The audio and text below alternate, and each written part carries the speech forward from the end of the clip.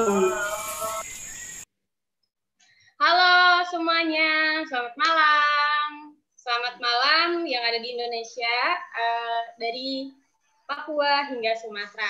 Perkenalkan, aku Dia Devianti dari Hutan Itu Indonesia. Nah, live kita kali ini bakal ngomongin apa sih? Kalau teman-teman ingat, aku ingatin lagi. Kalau lupa. 7 Agustus kemarin kita memperingati Hari Hutan Indonesia, ya kan, dengan 140-an kolaborator lainnya. Nah, hari ini kita lanjutan dari kegiatan yang kemarin 7 Agustus, HII khususnya membuat rangkaian kegiatan dengan tema Hutan Kita Juara. Kenapa? Karena Indonesia juara karena hutannya. Indonesia itu hutan Indonesia terluas ketiga nih di dunia setelah Amazon dan Kongo. Lalu juga keanekaragaman hayatinya nomor 2 setelah Amazon. Nah, untuk menceritakan keindahannya, kekayaannya, dan kejuaraan hutan Indonesia dari hari ini 13 September sampai 18 September semingguan ini kita akan cerita tentang kekayaan hutan tersebut, hutan di Indonesia dari Papua sampai Sumatera.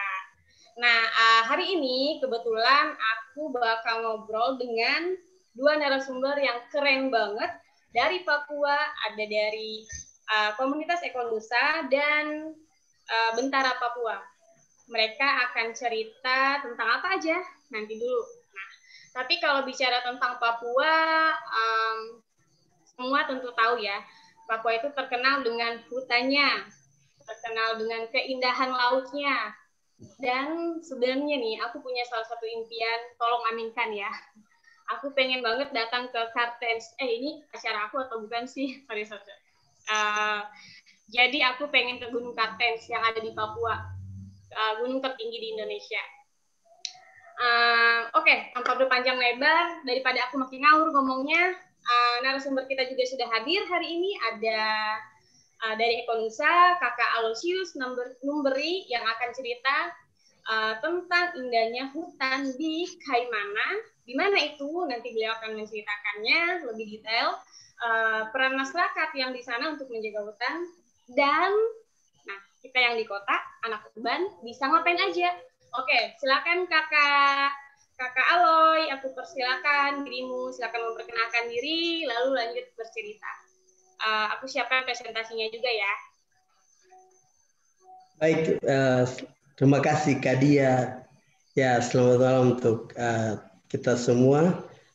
Saya Aloysius Numberi, saya program associate di Yayasan Ekonusa yang sekarang berkantor di Kaimana. Kami mengerjakan beberapa pekerjaan yang sebenarnya adalah mendukung untuk masyarakat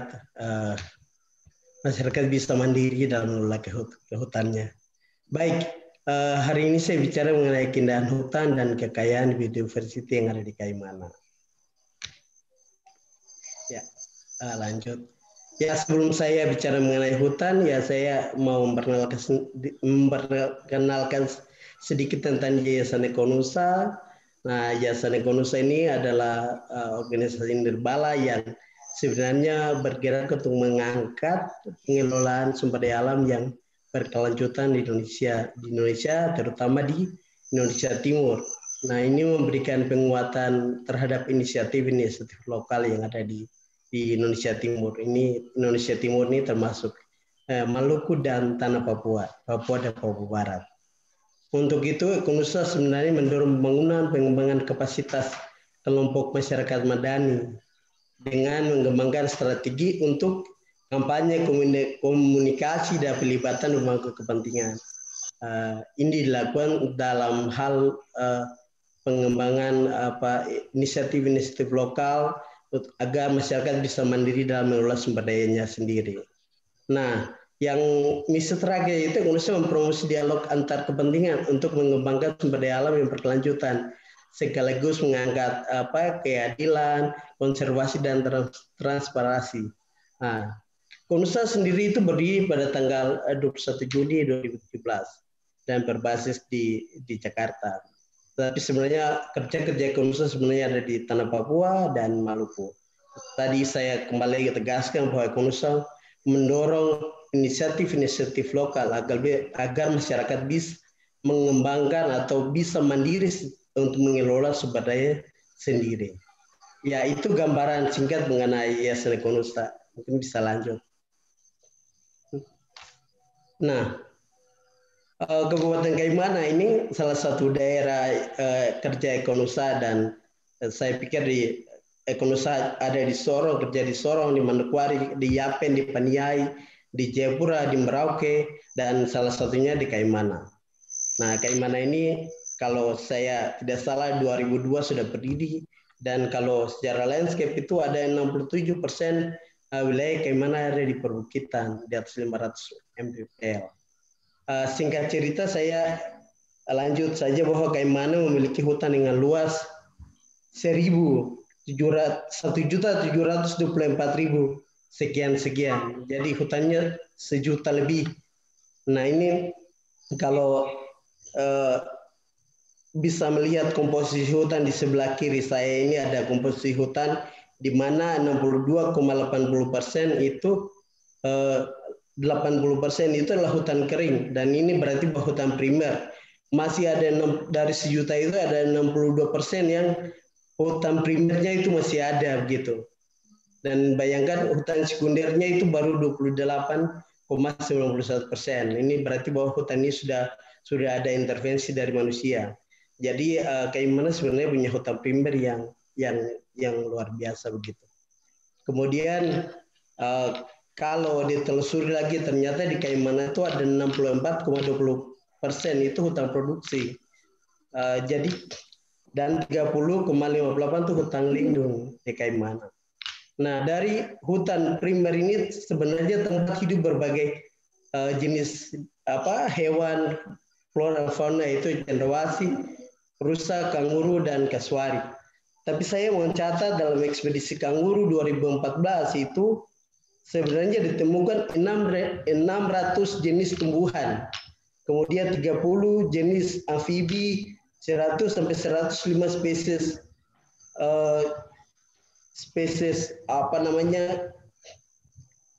kerabat jangkrik, kemudian 37 spesies capung, dan masih banyak lagi spesies yang luar biasa. Nah, salah satu spesies yang luar biasa yaitu burung borbird yang juga ada di Manokwari. Ini burung pintar yang sebenarnya bisa membuat rumahnya sendiri. Kemudian kalau ada waktu musim kawin, burung ini sangat menarik untuk bisa ditonton. Ya, mungkin selain itu hutan primer ada juga hutan mangrove. Dan ini menjadi tempat hidup bagi kepiting udang, dan Kaimana sangat terkenal dengan kepiting udangnya. Jangan tidak bisa disangkal bahwa memang produksi kepiting dan kepiting udang yang di Kaimana memang sungguh luar biasa. Ya, lanjut. Nah, peran serta masyarakat menjaga hutan. Sebenarnya masyarakat tanah Papua dari secara umum dan mungkin Kaimana dan Fak-Fak itu tidak memandang alam semesta menempatkan manusia sebagai pusat, tetapi sebaliknya masyarakat alam Papua menganggap alam itu sebagai pusat dari spiritual dan kerohanian. Sehingga kalau kita datang ke Papua sebelum melakukan aktivitas di mana-mana di hutan, kita harus bisa disambut ataupun kita harus melakukan bersama-sama di masyarakat adat untuk melakukan upacara adat yang disebut dengan sinara. Nah, sinara ini adalah kalau di sini simbol permulaan masyarakat pada leluhur sebelum melakukan aktivitas, dan itu dipercaya sekali. Tapi dari aktivitas beberapa waktu lalu kami dengan teman-teman dalam ekspedisi mangrove itu ternyata itu sebagai permohonan izin. Jadi kita akan memberitahukan maksud dan tujuan kita. Jadi tidak sembarang orang bisa melakukan aktivitas sebelum dilakukan upacara sinara itu. Dan masyarakat percaya ketika tidak melakukan upacara sinara itu orang akan terkena dengan terkena hukuman dari leluhur. Next. Nah, peran serta masyarakat menjaga hutan lainnya itu masyarakat juga tidak melakukan aktivitas di daerah-daerah yang terlarang oleh nenek moyang, dan itu dianggap sebagai satu daerah larangan dan itu turun temurun. Nah, saya contohkan salah satu kawasan, salah satu tempat di Kaimana, itu di kawasan Teluk Bicari, itu ada sebuah pulau atau ada sebuah tempat di mana tempat hidup burung cendrawasih. Dulunya orang tidak tahu bahwa tempat itu ada burung cendrawasih, tapi orang leluhur itu menganggap daerah itu adalah daerah larangan dan tidak boleh ada aktivitas. Dan pada akhirnya orang baru tahu ternyata di sana ada burung cendrawasih. Dan kita juga belum tahu kenapa ada banyak daerah larangan yang kita belum tahu, apakah mungkin ada di situ spesies endemik yang dilindungi secara adat melalui kepercayaan leluhur itu. Selain itu, saya pikir di Kaimana masyarakat memanfaatkan alam itu sesuai kebutuhan. Jadi dengan memanfaatkan sesuai kebutuhan, hutan dan alam yang ada di sini akan lestari. Saya percaya dengan sinara yang dilakukan ini, orang-orang Kaimana memproteksi hutan mereka. Jadi banyak orang ketika mau melakukan aktivitas harus melapor, dan itu menjadi kontrol sosial yang luar biasa. Selanjutnya, nah ini mungkin hal-hal yang bisa dilakukan oleh orang-orang yang di urban atau masyarakat yang ada di kota. Oleh pemerintah sebenarnya menunda izin pembuka lahan hutan dan gambut, pemulihan lahan gambut, meningkatkan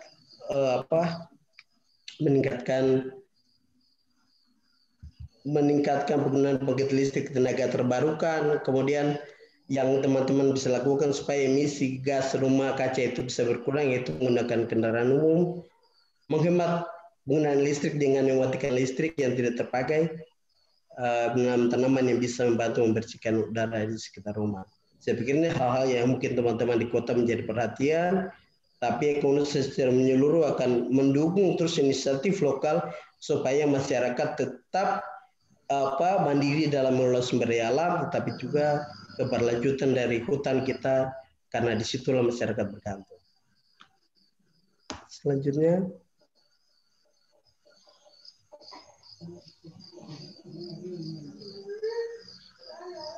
saya pikir itu saja. Terima kasih banyak Kadia.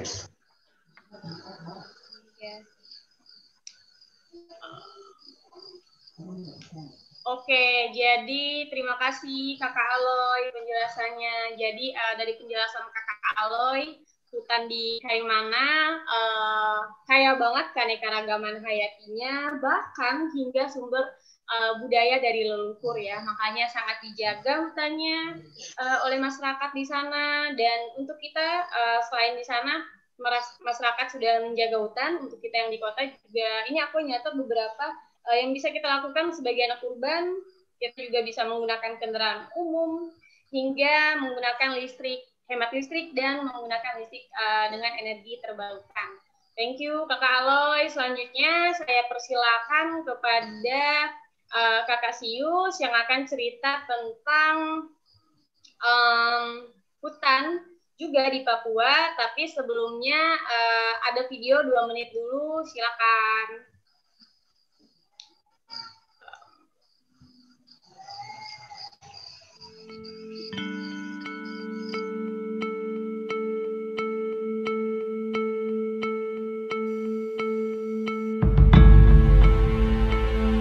Dunia dapat menentukan bahwa bumi ini akan hancur dan binasa itu berawal dari kerusakan hutan.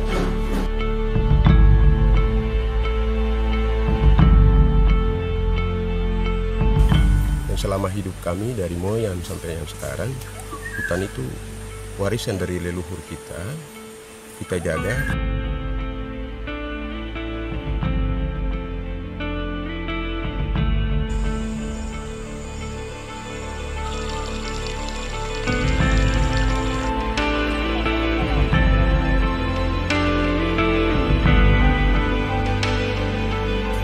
sakit belakang sakit, rasa tulang sakit, pinggang sakit, demam, batuk, beringus, jadi semua kombinasi sudah.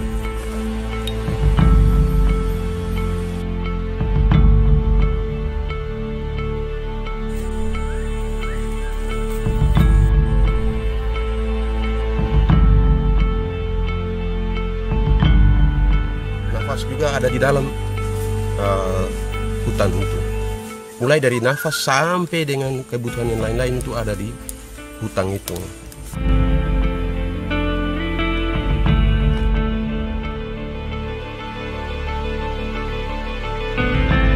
Salah satu hidup daripada kami orang Papua, dan khususnya ada yang ada di Knasaimus, sagu. Sagu itu pohon serbaguna yang mulai dari akar sampai ke daun-daun itu sangat berguna. Bukan keperluan, maaf, kebutuhan ada di sagu itu.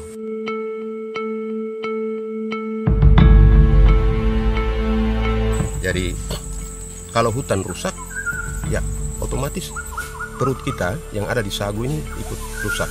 Lalu kemana kan anak cucu kita.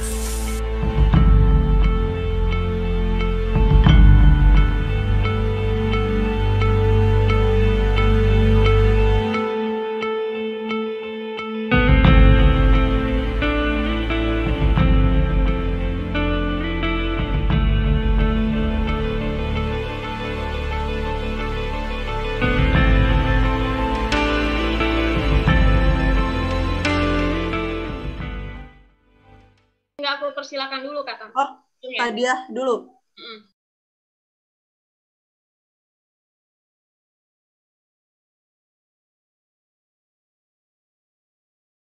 Mulai. Nah, keren banget kan hutan dari videonya Bentara Papua. Kalau dari video tadi bisa kita lihat bagaimana hutan adalah sumber warisan, sumber air, bahkan yang untuk pemenuhan kebutuhan sehari-hari kita. Nah, aku suka banget quote terakhir, "Kitong jaga hutan, hutan jaga kita." Oke, selanjutnya saya persilakan kepada Kakak Sius dari Bentara Papua untuk memaparkan ceritanya dari hutan Knasaimus. Silakan.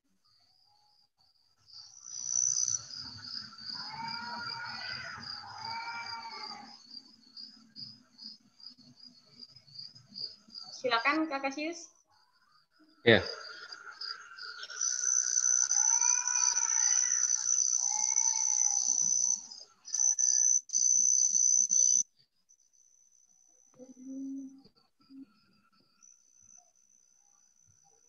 Ya, baik. Selamat malam untuk kita semua yang hadir di sini.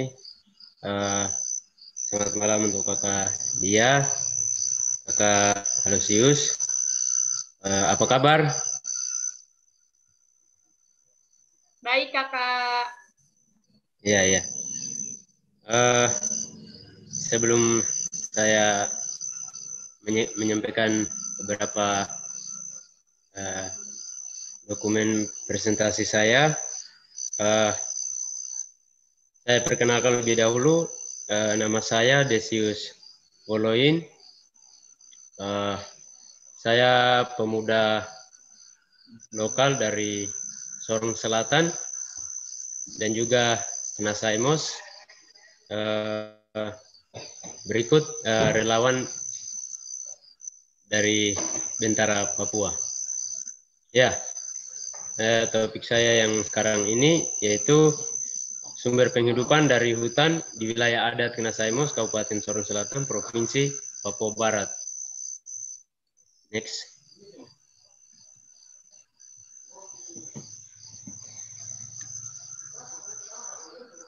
Ya, kita tahu bahwa di wilayah Knasaimus itu ada kisah ya. Kisah itu pertama era tahun 90-an perusahaan HPH menjamur hampir seluruh Papua ya. Papua dan Papua Barat. Berikut tahun 2000-an skema koperasi peran serta masyarakat Kopermas menghancurkan hutan sehingga sumber-sumber penghidupan mulai terkikis. Next. Ya, selanjutnya setelah itu masyarakat paham bahwa pengalaman buruk atas apa yang terjadi atas manusia dan hutan. Ya, hutan Kanasaimos menjadikan warga kampung untuk tetap berkomitmen menjaga hutan mereka dari aktivitas perusahaan hingga pada tahun 2008 mendeklarasikan untuk tidak menerima perusahaan dalam wilayah adat mereka.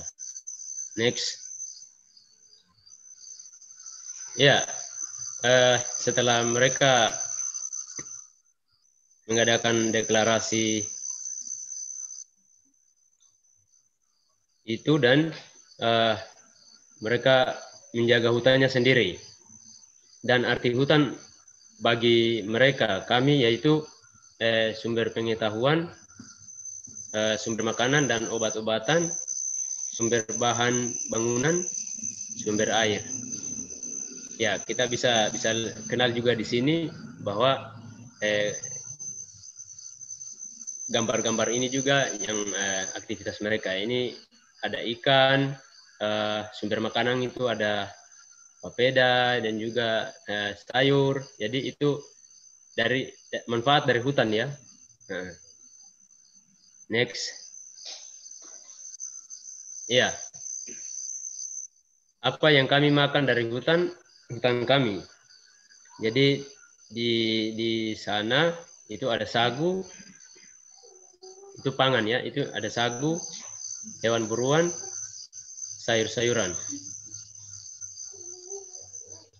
Ya, jadi sebelum lanjut saya ceritakan dulu karena di sini yang ada kotak kuning ini itu sagu ya. Sagu itu punya banyak manfaat di kalangan masyarakat di Papua. Jadi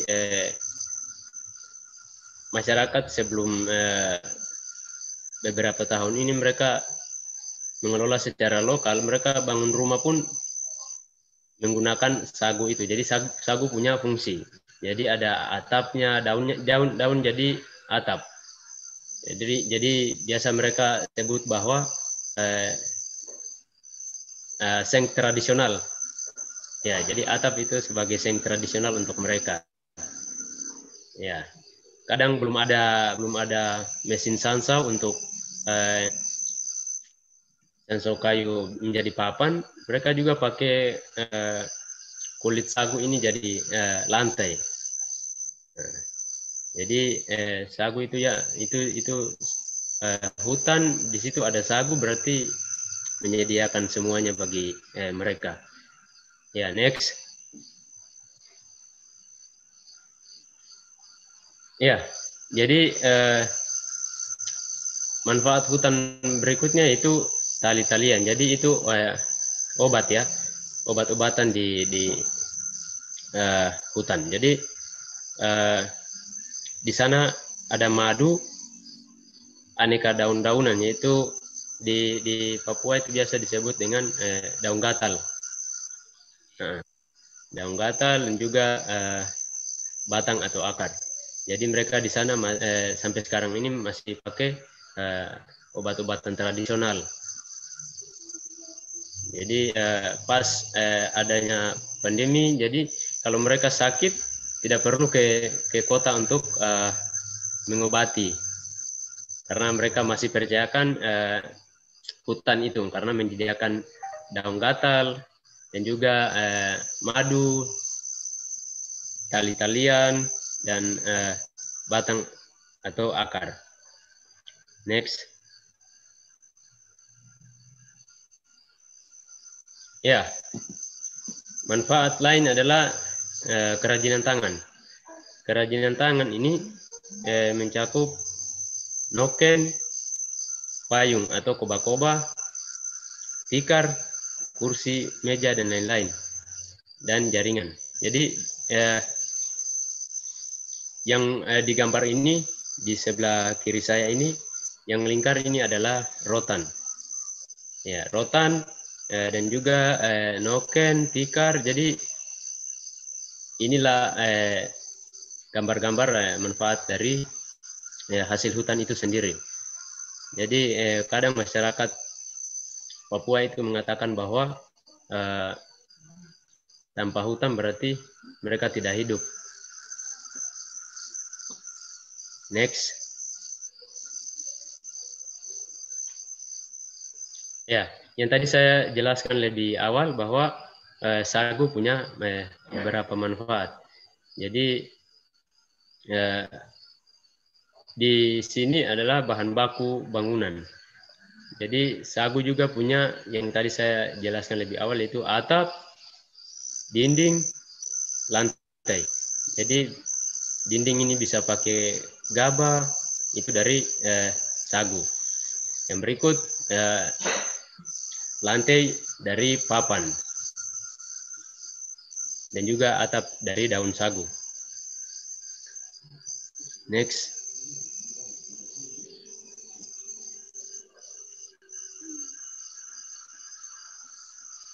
Ya, jadi di Sorong Selatan, di wilayah adat Ngasaimos, mereka punya jasa lingkungan. Jadi di sana sumber mata air pun ada, udara sejuk, pemandangan indah. Jadi kita bisa lihat di sini, itu ada beberapa pemandangan, sumber mata air, dan udara sejuk. Nah, jadi semenjak mereka deklarasi untuk perlindungan hutan, untuk mengatasi beberapa perusahaannya masuk ke daerah Ngasaimos, maka sampai sekarang ini mereka punya pemandangan, mereka punya sumber mata air, udara sejuk, masih tetap aman dan nyaman di sana. Next. Ya, hutan sumber penghidupan atau nafas hidup kami. Jadi di sini hutan baik, maka sumber penghidupan nafas hidup akan baik. Yang berikut, hutan rusak, maka sumber penghidupan atau nafas hidup akan rusak. Jadi ini kita pikir sendiri saja. Nah, maka ini perlu disebarluaskanlah untuk teman-teman kita di daerah perkotaan dan juga para generasi milenial, bahwa tanpa hutan manusia itu tidak hidup. Kalau yang di kota ya kita bisa apa-apa saja, tapi yang di masyarakat bawah lah, yang hidupnya tergantung pada hutan, pasti mereka menderita. Dan juga kemudian tahun-tahun yang akan datang, kalau kita tidak mengkampanyekan tentang perlindungan hutan, pasti kita akan susah nanti dengan udara, dengan penghidupan lainnya. Ya. Jadi saya harap bahwa kita generasi muda milenial, kita perlu paham bahwa di daerah kota itu kita tidak cocokkan dengan daerah perkampungan atau hutan. Hari ini kita makan harus dibeli. Tapi coba tanya masyarakat di kampung. Nah, pasti mereka tanpa beli pun juga mereka bisa makan sayur yang segar ya, bukan pakai pupuk, bukan pakai apa. Ya. Jadi itu yang harus kita bangga dan kita turuti, itu perlu kita jaga sama-sama. Ya. Next.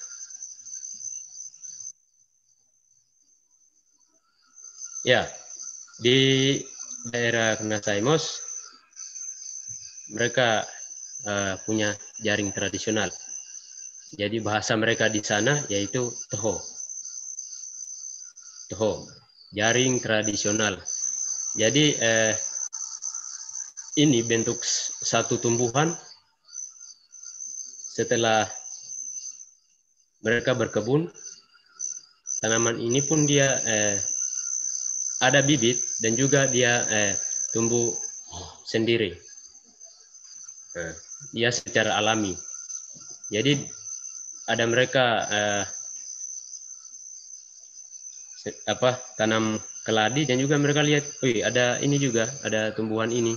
Berarti mereka pagari itu karena jadikan jaring tradisional ini. Tuh. Next. Ya, ini atap dari daun sagu. Bahasa mereka di sana di daerah Knasaimo, Sorong Selatan itu kate. Kate artinya seng tradisional. Ya. Next.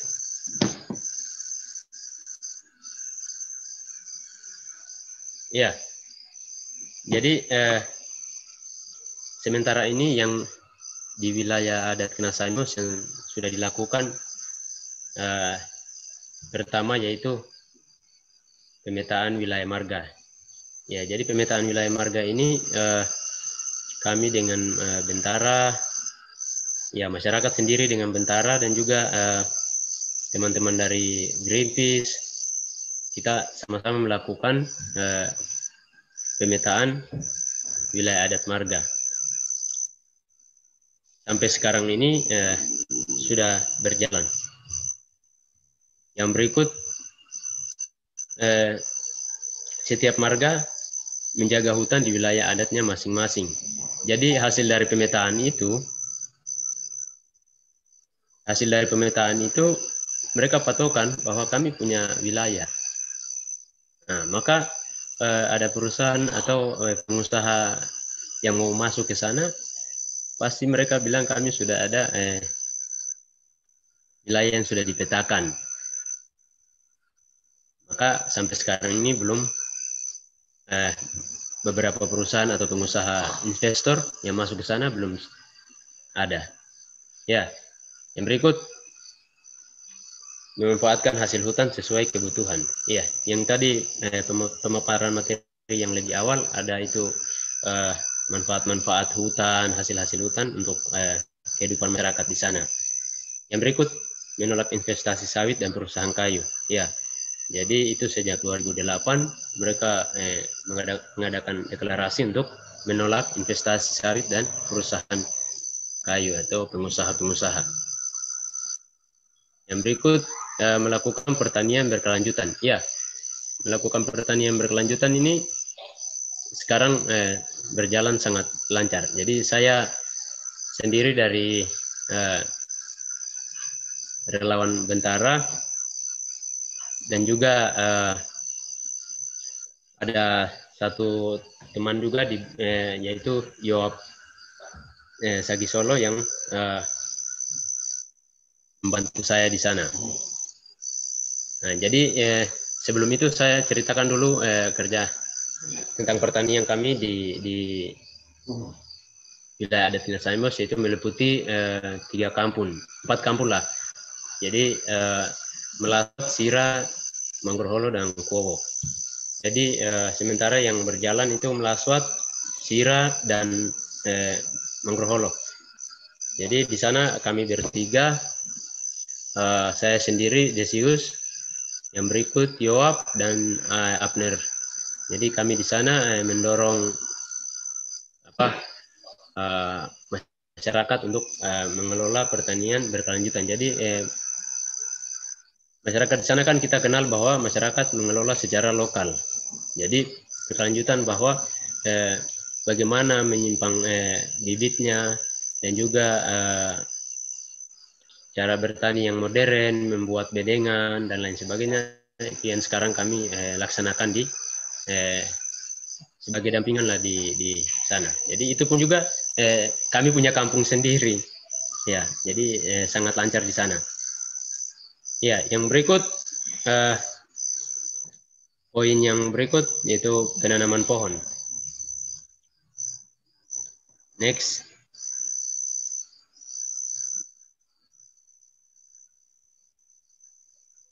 Ya, ini harapan bagi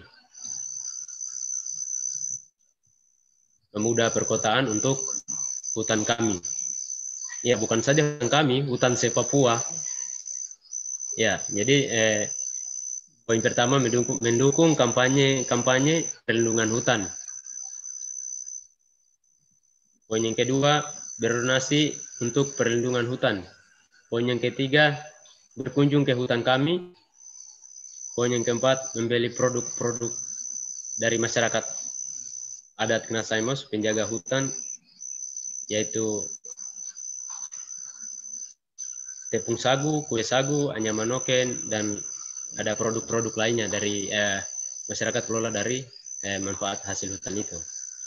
Ya, jadi kalian lihat sendiri di sini ada kue sagunya, ada tepung sagunya, ya.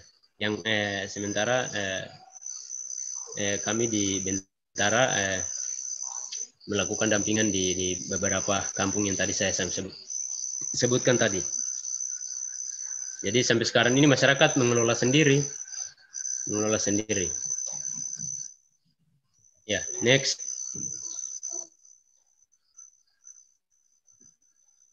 Ya, mungkin akhir kata dari saya siapa saja, dari mana saja, suku mana saja yang mengajak mari kita jaga hutan, itu adalah saudara saya. Ya, baik. Next.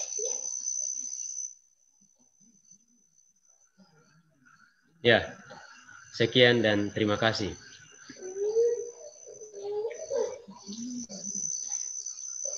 Oke, keren banget penjagaan hutan dari hutan Kemana yang dijelaskan oleh Kakak Sius. Jadi lengkap ya, dari sumber obat-obatan, penghidupan, sampai apa yang mereka lakukan di hutannya sendiri. Nah, kali ini kita sudah masuk ke sesi tanya jawab untuk Kakak Sius dan Kak Aloy. Ini sudah ada beberapa pertanyaan, tapi ini pertanyaan yang pertama bisa dijawab oleh Kakak Sius sama Kakak Aloy sendiri. Ini pertanyaan dari Instagram Netpep. Kalau daerah larangan di hutan tuh kayak sering yang disebut sebagai hutan keramat kah? Jadi dia nanya, apakah daerah larangan di hutan itu yang biasa disebut sebagai hutan keramat? Silakan dijawab oleh Kakak Sius, Kakak Aloy kalau misalnya Kakak Aloy, Kakak Sius kalau misalnya di Bentara Papua di hutan Knaimana juga ada, boleh menjawab juga. Silakan. Ya. Di Kaimana memang yang tadi saya bilang bicara itu adalah hutan yang hutan larangan begitu. Jadi leluhur itu percaya bahwa tempat hutan itu tidak boleh diganggu untuk aktivitas apa saja begitu, sehingga masyarakat itu tidak bisa mengganggu begitu, masuk juga tidak diizinkan. Ternyata setelah akhir-akhir ini baru diketahui bahwa memang di situ adalah tempat hidup burung cendrawasih. Ada beberapa hutan yang juga sebenarnya adalah keramat, tetapi sampai sekarang juga kita belum tahu kira-kira potensi apa yang sedang dilindungi. Tapi sebenarnya yang saya tadi ceritakan tadi itu adalah hal yang sekarang kita bisa lihat dan kita bisa dengar dari masyarakat setempat bahwa memang ternyata leluhur itu melarang hutan itu untuk tidak melakukan aktivitas, karena memang ada sumber daya yang cukup luar biasa di sana. Oke. Mungkin begitu tadi ya. Oke, terima kasih Kakak Aloy. Jadi hutan larangan yang tadinya disebut mungkin sama dengan hutan keramat, tapi yang pasti di sana ada sumber alam yang sangat luar biasa yang harus kita jaga ya. Makanya sangat dilarang untuk didatangin kita sendiri, bahkan orang-orang yang menjaga. Kakak Sius di hutan Knaimana sendiri adakah hutan larangan, Kak? Kalau ada boleh cerita. Ya, jadi di daerah Knasaimos yaitu Sorong Selatan, di sini banyak juga daerah-daerah atau tempat-tempat keramat yang dilarang keras oleh masyarakat sekitar. Jadi ada yang tidak bisa langsung ke lokasinya, ada juga yang di lokasinya langsung jauh sekitar 100 meter lah. Jadi tidak masuk ke sana. Sampai sekarang ini kita belum sampai yang generasi muda sampai saya ini belum tahu apa itu isi yang di dalam. Nah, tapi daerah-daerah terlarang lain bisa dijangkau. Tetapi yang itu tanggapan orang-orang tua di sana bahwa itu sejarah-sejarah di sana. Nah, jadi yang sampai itu orang-orang tertentu saja yang ke sana, tua-tua adat yang ke tempat lokasi itu. Kalau yang generasi muda-muda kayak kita ya tidak ke sana. Kata orang tuanya seperti itu. Oke, jadi di Kinaimana sendiri juga ada ya hutan larangan. Dan walaupun dekat, bahkan sampai sekarang anak muda juga belum berani untuk sangat mentaati aturannya, karena yang ke sana itu hingga saat ini tetua-tetua adat, dan itu juga aku rasa pasti ada upacara dan lain-lain ya. Yeah. Terima kasih Kakak Sius. Nah, ini ada pertanyaan lagi dari Instagram. Ini untuk Kakak Sius dan Kakak Alo juga. Pertanyaan terkait hasil hutan bukan kayu dari Kakak Tami, Kak Elis Utami. Sejauh ini produk hasil hutan bukan kayu seperti kerajinan tangan yang telah dibuat, apakah untuk kebutuhan sehari-hari atau dijual? Nah, jika dijual, sejauh ini dijual kemana saja? Silakan Kakak Sius dulu. Ya, jadi di sana kerajinan tangan yang seperti tadi ada noken,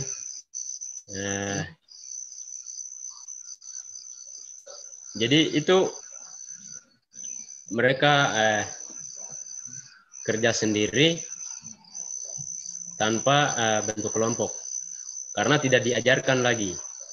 Nah, kemudian sangatlah laku di sana, itu di kampung dan juga jual di daerah Sorong Selatan. Nah, itu kebutuhan keluarga juga, dan juga kadang tidak dijual. Nah, karena sudah banyak yang mengerti melakukan itu. Nah, jadi ada manfaatnya untuk hidup, ada juga yang melakukan itu karena aktivitasnya seperti itu. Jadi kerajinan tangan, hasil hutan bukan kayu, kerajinan tangan, misalnya noken ya contohnya yang ada di Kinaimana sendiri, karena pertama masyarakatnya memang aktivitasnya seperti itu, kemudian untuk kebutuhan sehari-harinya, lalu juga bisa dijual ya. Aku juga ada noken sih sebenarnya, cuman lagi nggak aku bawa. Itu salah satu oleh-oleh dari Papua, dari temanku. Dan dia nggak ada pewarna, jadi dengan masih alami banget, dan aku suka banget kalau liburan biasa aku bawa itu karena keren banget bagi aku.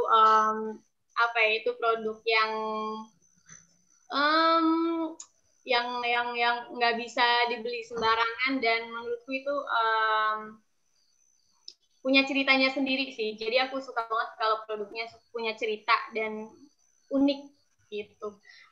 Selanjutnya boleh Kakak Aloy cerita. Ya, saya tambah sedikit sebenarnya di kemarin di Arguni itu ada produk juga seperti noken, tetapi noken yang Mbak Dia lihat itu kan sebenarnya noken dari pegunungan. Tapi kalau noken yang dari pesisir itu di bagian selatan seperti di Kinaimana itu, nokennya dari dari tikar, daun tikar itu kayak sejenis palem yang digunakan untuk noken dan alas tikar ya. Tapi sebenarnya memang sekarang ini dengan perkembangan zaman seperti ini, banyak orang yang tidak meminati untuk tidur di atas tikar dari daun-daun palem itu. Akhirnya saya sebenarnya dengan teman-teman ekonomis dan komunitas itu mengajak supaya masyarakat perkotaan itu harus bisa menyukai tikar-tikar yang dibuat dari mama kita yang ada di lokasi itu dengan menggunakan daun palem itu, supaya apa mereka bisa mendapat penghasilan dari apa yang mereka mengerjakan itu. Karena sejujurnya banyak tikar-tikar yang tidak diminati, sehingga apa tikar-tikar yang biasa dibuat itu dipakai oleh keluarga yang ada di kampung ataupun daerah yang ada di luar kota. Ya begitu mungkin. Oke, jadi karena kurang berminat teman-teman di kota terkait tikar tadi ya, contohnya kerajinan tangan akhirnya dipakai untuk kebutuhan sehari-hari ya. Tapi menurutku bagus sih. Mungkin dari kita juga Kakak Aloy bisa mempromosikan lagi ya tiket-tiket tersebut, karena kan misalnya nih contoh tiket-tiket tersebut sekarang ini lagi menjamur kafe-kafe baru ya kan, yang tempat anak milenial yang hits. Nah biasanya aku lihat kafe-kafe itu suka dengan tema-tema yang unik atau tema-tema suatu daerah. Nah mungkin dengan kita mempromosikan tiket-tiket tersebut, anak-anak di kota mungkin ada yang tertarik Kak, karena unik banget sih tiket-tiket dari daun yang khusus itu. Dan kalau misalnya ya udah disukai anak muda, aku rasa mungkin akan lebih banyak yang tahu, mungkin akan lebih banyak yang suka ya terkait tiket-tiket tersebut. Harapannya mungkin bisa untuk membantu teman-teman di sana. Jadi ya bisa untuk dijual juga gitu. Menurut ya Kakak Aloy. Oke, siap. Sekarang kita lanjut ke pertanyaan dari Instagram lagi untuk Kakak Aloy dan Kakak Sius juga, dari Kak Jamilende. Jadi dia nanya ini, hutan baik itu tolak ukurnya bagaimana? Gitu. Jadi silakan boleh Kakak Sius dulu menjawab. Kayaknya Kakak Sius lagi belum stabil. Kalau begitu boleh tolong Kakak Aloy dulu ya. Jadi tolak ukur hutan yang baik itu apa sih? Gitu. Iya, saya menjawab setahu saya ini, dan saya melihat bahwa dengan pendapat pribadi bahwa hutan yang baik sebenarnya adalah hutan yang hutan primer yang tidak tersentuh. Tapi pun juga kalau disentuh memang harus menggunakan cara-cara yang aman dan yang baik gitu. Apakah perlu penebangan secara tebang pilih atau bagaimana seperti itu, sehingga hutan kita tetap terjaga. Tapi kalau di beberapa tempat terjadi pembalakan begitu dan akhirnya terlihat lapangan, kemudian tidak ada usaha untuk penanaman ulang, mungkin menurut saya itu. Tapi kalau dimanfaatkan secara baik dan juga dimanfaatkan dengan secara terbatas, saya pikir hutan itu bisa memulihkan dirinya sendiri. Mungkin begitu Mbak Dia. Oke, jadi salah satu contohnya hutannya sehat. Terus kalau misalnya sudah semoga enggak ya, terlanjur ada deforestasi, ditanam kembali. Tapi harapannya sih kita selalu mengajak, ayo kita jaga hutan yang masih sehat, masih terjaga dengan baik, karena menanam itu tidak semudah kita membalikan telapak tangan ya Kak. Dan kemudian jangan lupa menggunakan hutan dengan sangat bijak gitu ya. Contohnya ya misalnya ngambil HHBK-nya aja, hasil hutan bukan kayu ya, tanpa harus merusak hutan itu sendiri, misalnya menebang pohon dan lain-lain ya. Gitu. Oke, terima kasih Kakak Aloy. Kakak Sius sudah bisa menjawab Kak untuk tolak ukur hutan yang baik itu apa?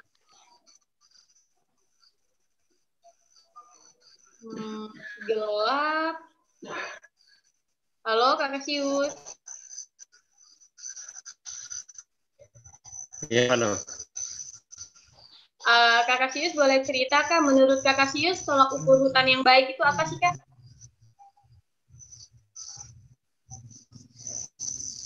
Ya, tolak ukur hutan baik kita menjaga lingkungan sekitar lah. Jadi hutan itu membaik kalau kita tidak melakukan penebangan, melakukan aktivitas yang membuat itu seperti manusia.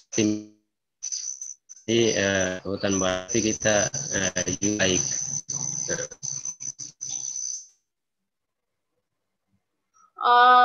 Mohon maaf, sepertinya sinyal Kakak Sius masih kurang stabil ya. Tapi tadi kalau sedikit dari penjelasannya, hutan yang baik, hutan yang masih kita jaga, yang masih bisa kita jaga ya. Begitu. Oke. Nah ini untuk sesi jawab pertanyaan terakhir ya, karena nggak terasa udah 19.50. Pertanyaan dari Instagram untuk Kakak Sius sih sebenarnya, tapi karena Kakak Siusnya lagi nggak ada, lagi sinyalnya kurang bagus, mungkin Kakak Aloy juga bisa menjawab ya terkait sagu nih Kak. Dari pertanyaan dari Kakak Putri Leoni TS. Pertanyaan begini Kak, di Papua sendiri bagaimana cara tetap melestarikan hutan, lalu terutama melestarikan sagu yang ada di sana? Apakah misalnya penanaman sagu setiap tahun, penanaman sagu yang rutin setiap tahun, atau bagaimana? Boleh Kakak Aloy dulu, nanti silakan dilanjutkan oleh Kakak Sius. Kalau ya, Kakak Aloy duluan. Kakak Aloy duluan. Kakak Aloy boleh dibuka dulu, di-unmute dulu. Nah. Mute-nya, ya. Ya, baik. Saya menjawab ini. Saya juga sebenarnya datang dari kampung, jadi tahulah saya tentang sagu.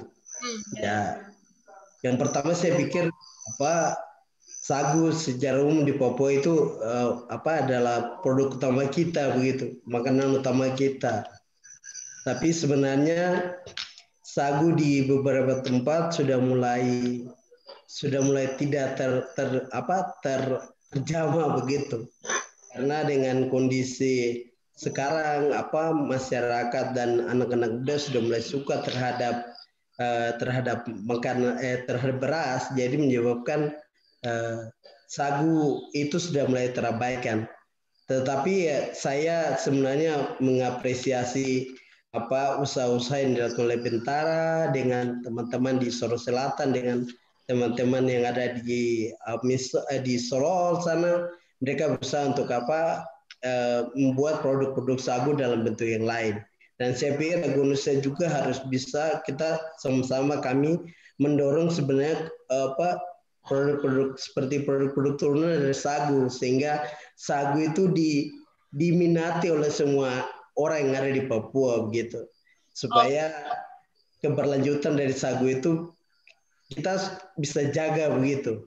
Nah, itu menurut saya. Ya, thank you Kakak Aloy. Jadi menurut Kakak Aloy, teman-teman di Papua minati lagi sagunya karena nggak kalah enak dari nasi ya. Yeah. Dan oke, terima kasih. Dan sebelum untuk pertanyaannya dijawab Kakak Sius, aku boleh minta closing statement Kak dari Kakak Aloy sendiri, bagaimana kita sebagai anak muda yang tinggal di kota ataupun anak daerah yang untuk tetap terus berjuang menjaga hutan. Silakan Kak. Saya pikir dari saya yang terakhir, sebenarnya sebagai anak adat itu kita perlu dengan beradat itu berarti kita harus jaga hutan. Orang yang tahu adat berarti dia harus tahu jaga hutan. Saya sedikit mengutip perkataan dari gubernur kita di Papua Barat, hutan itu kan sumber mata air. Janganlah kita meninggalkan air mata bagi anak cucu kita. Tapi marilah kita meninggalkan mata air bagi anak cucu kita. Oke, siap. Berarti orang beradat berarti jaga hutan. Jangan tinggalkan mata air mata untuk anak cucu. Air mata bagi anak cucu, tapi mata air lah. Kita wariskan mata air. Thank you Kakak Aloy. Nah, sekarang aku lanjut ke Kakak Sius ya. Ini aku sedikit ulang lagi pertanyaannya. Yeah. di Papua sendiri bagaimana cara tetap melestarikan hutan, terutama melestarikan sagu. Nah, apakah penanaman sagunya rutin setiap tahun atau bagaimana? Silakan Kak Kasius. Ya, itu aktivitas penanaman pohon sagu itu kita dari Bentara dan juga Greenpeace mendorong LPHD, Lembaga Pengelola Hutan Desa itu di Kampung Mangroholo. Itu mereka punya satu program, itu penanaman pohon sagu. Jadi mereka membuat satu lokasi, membuka itu babat, lalu menanamnya. Sampai sekarang kelihatannya sudah agak sekitar 2 tahun lebih lah sudah bertumbuh. Nah, jadi mereka di sana kenapa mereka melakukan itu? Karena anggapan mereka bahwa kita punya dusun yang sudah seluas-luasnya, tapi itu pikiran mereka. Itu pikiran mereka yang sesampainya 2020, belum pikiran mereka yang sampai 2030 ke sana. Jangan sampai dusun sagu sebesar itu kian menipis. Nah, jadi sementara di sana mereka melaksanakan itu, menanaman pohon sagu. Oke, siap. Berarti selain tetap menjual produk-produk hasil hutan bukan kayu, misalnya sagu dengan berbagai macam, juga melakukan penanaman rutin ya. Iya. Jadi kami dari Bentara kami juga mendorong kerjasama juga dengan masyarakat di sana. Sementara juga saya di kampung, jadi saya dengan Bentara baku kontak untuk aktivitas saya di sana sama teman-teman pemuda lokal di sana. Kita sementara ini kerjasama mendorong itu pembuatan tepung sagu, pembuatan kue dan lain sebagainya. Jadi setelah kami buat, lalu order kirim ke Bentara, baru teman-teman di Manokwari baru mereka yang order ke Jakarta, Bali, dan daerah-daerah lainnya. Oke, thank you Kak Kasius. Nah, Kak Kasius, boleh nggak aku minta 2 kata dari Kak Kasius sendiri untuk tetap kita semangat untuk jaga hutan, Kak? 2 kata, ya. Kak. Jadi yang pertama 2 kata ya. Jadi yang pertama itu kita katakan bahwa hutan berarti nafas. Oke, hutan berarti nafas ya. Ya, karena kita kenal dengan udara ya. Ya, yang berikut pesan dari saya untuk para generasi milenial dan juga kita masyarakat untuk Papua semuanya. dan juga ya, pokoknya untuk semualah. Jadi kita merusak hutan berarti kita membunuh ibu kandung kita sendiri. Oke, siap. Oke, merusak hutan berarti membunuh ibu kandung kita sendiri. Oke, thank you Kak Kasius. Terima kasih Kakak Aloy dari Ekonusa dan Kak Kasius dari Bentara Papua yang telah meluangkan waktu menceritakan tentang hutan yang ada di Papua. Nah, untuk teman-teman yang ada di kota, anak urban khususnya, dan teman-teman daerah, terima kasih juga telah menonton hari ini, dan jangan lupa kita juga masih ada ajakan terus untuk donasi adopsi hutan di kitabisa.com/harihutan_id. Lalu juga akan ada kegiatan lainnya yang seru-seru di Hutan Itu Indonesia. Jadi pantengin terus Hutan Itu Indonesia ya, sosial medianya. Nah, kalau dari kata Kakak Aloy, orang beradat berarti jaga hutan, lalu Kakak Sius, hutan berarti napas. Kalau dari aku, hutan adalah kamu. Karena ketika di hutan aku damai. Nah, sama juga halnya ketika aku berada di dekat kamu. Oke, terima kasih semuanya. Saya Dia Devianti, pamit undur diri dan selamat malam. Dadah.